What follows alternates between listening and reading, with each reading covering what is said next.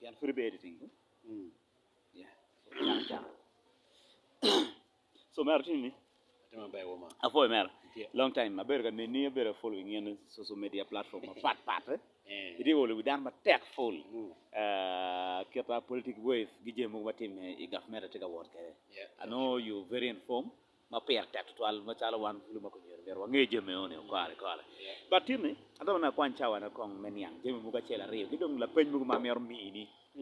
At least anyang kong kira jabri ti work gitu kira ini ngeo kere ngej ma megi yana ngi dan ma pol go be nar video ni me no ka gitu ngej ma pat pen dan ngej pa pat okay so tuni ata oni ga penyi jema chela riada eneni kener mot ti choj muguma karo ki i Twitter account pa man of san mozi Nero no tika karma no ti very funny name no pretty funny but charo one more following and chamo can be following and following government but one nero ni jemo can and kill your account ne what time there's some error there's this person ma handling account pa mega Twitter account ma mega ñu ngara handling social media account pa cho inde de ngi ngar ma handling Twitter account angeo ni because anana kay ma ko jimmi no ite Twitter account yes but chalo en dan ma dirno tigi ngat mo mano loyal Twitter account no social media handle ma mega so atamani tenu ka pen kong jamen because donc te karma laj na meron yan what are the impacts of those tweets? Yeah, now, according to what is trending right now on social media platforms, and most of the all media houses, ATNE, kumerina no gwen logmatic again ki American diplomats, yes, Western diplomats. Inyo, i computer ka mo karo fut chawa man, pe chawa madung tutwale ngi, chawa piare o ke wiye ngi. Nyurni the other guys did not apologize. Actually, he had to apologize, but the other guys did not welcome his apology. They were like, his apologies are whole apologies. You know, taking a near man now, no. Kita wajine mere kong revising their aids market wala Ugandans. You know, aids obedo through a lot of things, through equipment and through cash. When you liquid cash, and this cash material electronically. Yes. No, kare ni amene ana go chawa ni revising aids ma megi ngai pe yod. Komedi ni Ugandans to arwa yegi equipment muramo. Mono to twale pe moin. They want to revise it on security areas. Ugandans to arwa yegi equipment muramo. Ramo lock me security defensive mechanism ma megi magiti kere. But we will gonna tell ni Uganda also has to train their army. They have to buy ammunition. I mean, they have to buy ammunition. They have to buy military attires, that uniform go turkey. Anyo kirbere ke koye ke factory ma chakene they have to pay. Actually they have to pay. So taking an onjo ko par mini jone China is going to be actually it's not going to be nice. Now, for the forces. The thing is they are focusing on forces kere. They are focusing on I think the impact will also come on this other minor this majority group of people like this one of the commoners. It also come on us. But this one diplomats I barely for TFP forces because this tweet was from Moses' account. No, taken an you jone ke kwanyo ke jemmo chalo jemmeli wany. Yes, what take factory ka ene mayibo jemmeli wany mutene. Jam factory mo take ka ene mayibo jemmeli wany. Those raw product be no ge kwana. The raw product has to come from outside countries. Manyuri ni chao kena weleta. They have to do the funding. Anyo this chain magi wiring electronically ni. Chain ma wana wele ki those raw product. Ke yubu ki chalo nyigli charge. Uganda farangi lo ka yubu nyigli charge kan. Wak nyig bomb. Pemu do. So manyuri kita la diro kare ge jame Twitter account ma mege new ex andu ma mege ni. That mean lok ma mege it will affect those people mageti ka kon Uganda give me raw materials me you kujin me kon actually those are some of the impact pe e one kan chulo mo mena no chetene ni welo yar mari obino piani ni chene mo kana tima ake bod joni ma gen ge mi wa cha kene wel chulo mo will chen make chul salary make tio increasing So munyer wa chen mo ke make chul gi mo Uganda ki bor outside country. como ket ko ni chen me kan pay ka bien Uganda will me chul mo will chen ma mer ki increasing chen male mar decreasing o anyo mar tueno kenyo will money pe kar malach ana cha ongi ni mo ngam mo chare will me chilin ali piara bero way back in time because me I grew up in barracks. So the government by NRM. The government by NRM. My dad is among guys who killed government in the power because my daddy was among the guys who moved on the go went to Port Sudan, which are Tanzania, very good government in the power. But we are not on to that issues. I'm just telling you the impact of the tweet. Company bala bene bebe can lobo mukana. We po why ne to chiru Kenya da kira ma no. Anyway bala bebe. When you run bala bebe pa Kenya ki that outside country man no gitika supplying Uganda ki bala bebe pa Kenya ki Uganda ma we importations ma bebe ki bu juchane bene of course ni intake yele sovereignty of certain country. So kago wage bol be sanctions ma ge bol sanctions comme general. Ge bol sanctions comme jamaton. Kitwa wa ilu dir moñ pete mama ngole lo boyni pete mama chara lo boyni sanctions AIDS kidong tarif is the worst thing. Dan why any sanctions is the worst thing, tarif is the worst thing. Any equipment, any product ma wana bachar wachara lo ma make mo no ma comme civilian. Any product ma wana wachara lo ma make tell western world tell America ba wake mon. Because tariff is a tax mano karma dir kam nyori nega chimena charo chimena liba pa kage karo tariff meta 30% manyara chara dugo ke liba ber ke kan liba ber beno mera chul transportation no chino ne ke mama dugo ke so those are the some of the impact. Okay. Yeah, be twal kira winyi gamo kilok yoni inyocha mukana one machalo Uganda. We are one of the landlocked country. We are a landlocked country, by the way. Yeah. So, Jamie, what we get now? Kademe this social development, kidong to keep the government awake. Like, me go ako baby. Jamie, mo matiyang in chalo. Jamie lueng me go ako. Tirama in case gimo por nak football we gana mera go ring go ako. Ucharo gam gikel but kanao dong. Twitter account pa the first son kata ki lok muka ket eneni we ko balo bebe be Kenya ke kan we Tanzania kan we South Sudan kan we Sudan ke come balo bebe money you know an kal jemo kata it's okay now muka tini ambe onyang ya logo kata ni machalo en la first son machalo la dit mozi mur allegation la mur allegation we la dit nan chalo o bidonye parliament now. Do you think Moses present in parliament could create some sanity into forces? Tiene ko charo kono. Ingeo tigana chiel ka yiniti CDF ka yiniti CDF. You cannot sit in the parliament. You don't sit in the parliament. When you make a dropping, from that seat. Kakete in the parliament. When you ni like Moses chair parliament at ngenge CDF manyan take up it's going to be a kidding. And you deputy the money can there's what actually money can you manage to have the CDF.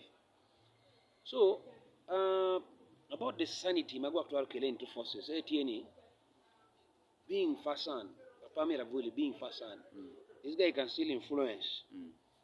Can be dropping, can get dropping, and for you can still influence. That's the institution, Machala UPDF institution.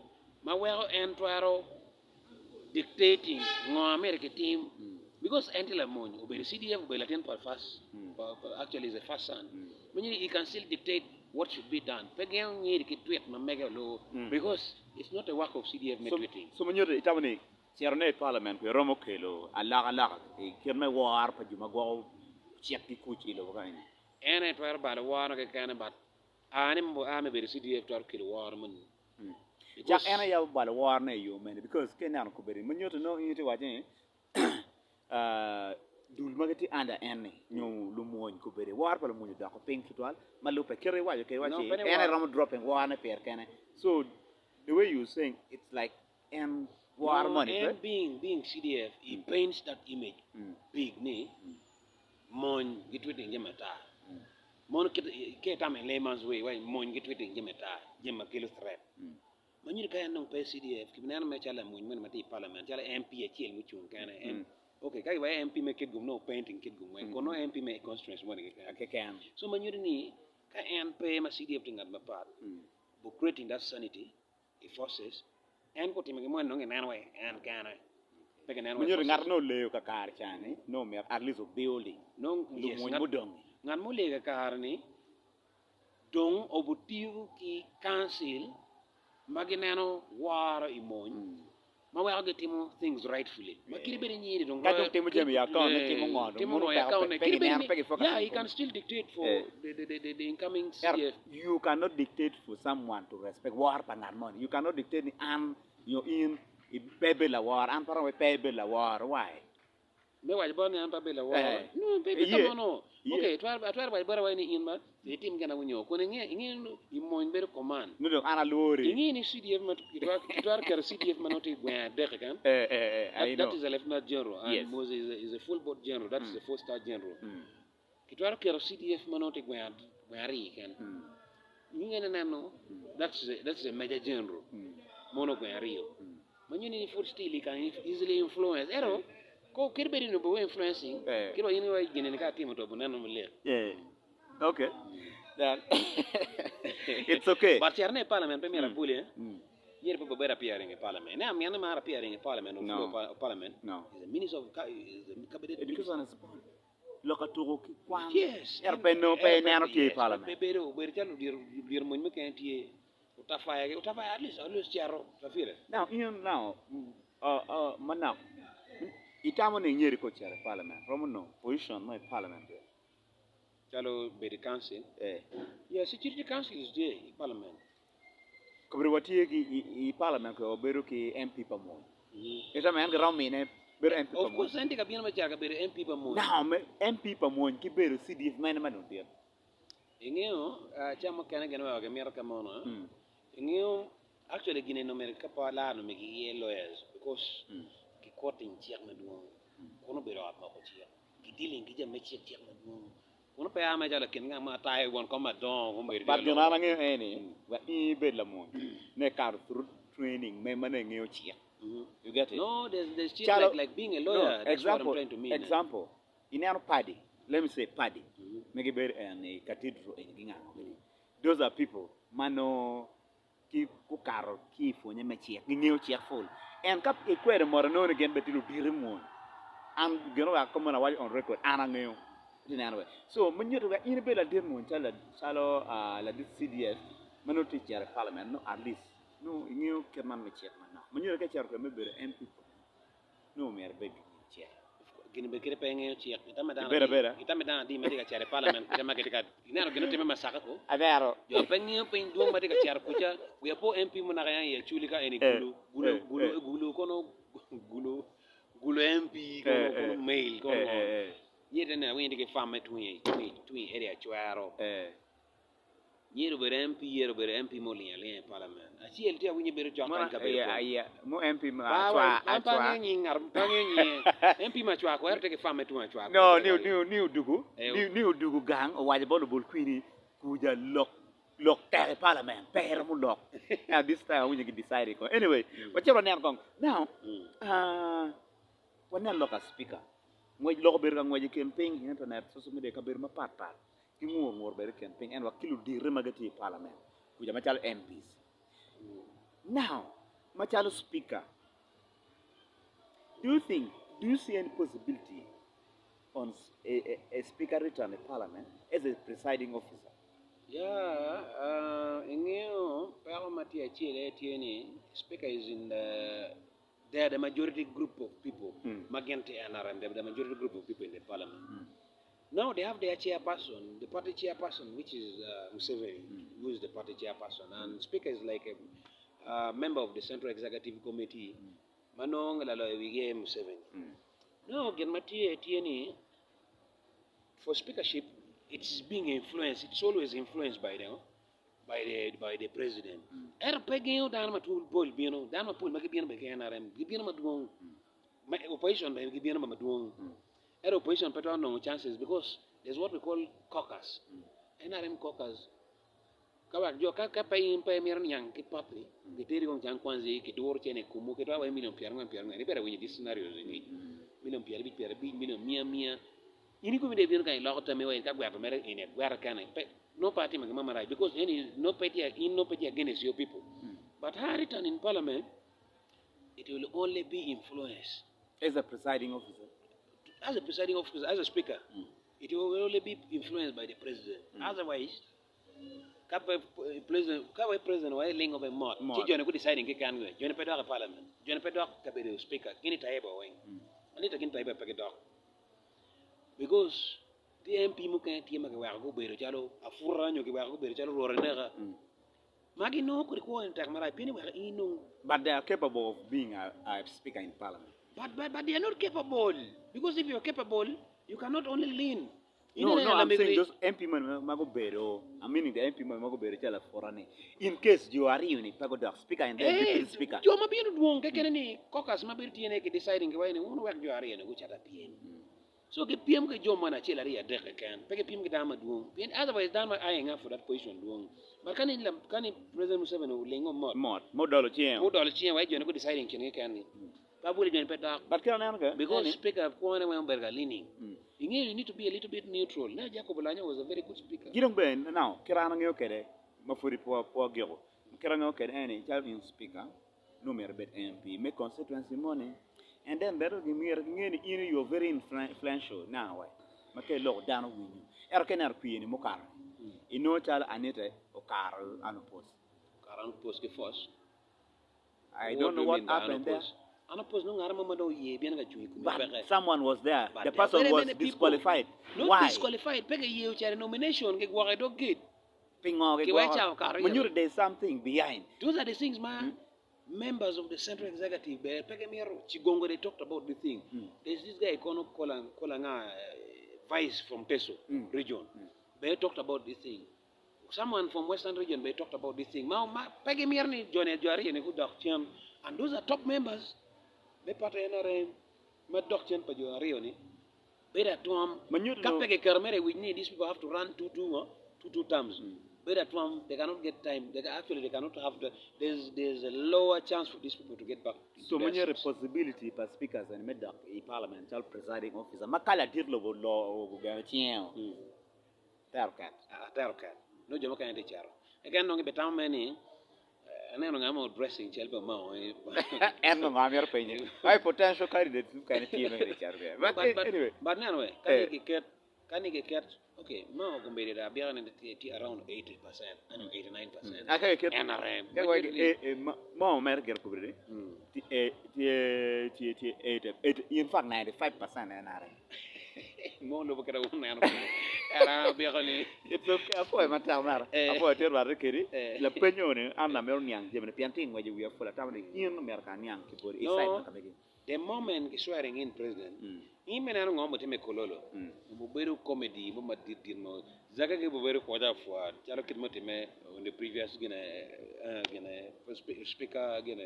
speaker's election mo teme 2021 imena comedy mo beru ti teme ka mo charo chungu ku ya piana ngene ki yer tamo rom karma sa speaker mo karo chani influence ya chente chani pe mo is more influential no that's not the case chente ma Penny Mount in different party. Peggy cut me and but I'm okay, chair, independent, you're TDP, you'll select. In order for Museveni to help more and influence this stuff, no change make be war over better deal government. But another more matika biro kui guru. More bero ka biro kui bola dirlo. Gidu juma poem mutaka. A track for more bero. There's that unity. There's that. Bero NRM maguro uniform pa muze t-shirt pa la dirlo. So that meaning more is direct, indirect. Sidong NRM. Daw ga nyo make la cho. Gibe ka ka chi. When you ni kinyo mo DP jal daw. Don't daw. Ato pekyo ni. Pekyo kete wi ni monro. Monro. Mon twaro chate ko na wa nywali lutien. Mon twaro chato. NRM. Ko na wa nywali lutien madlungi. So wa ke mon tan. Apoy batak. Apoy rar kere.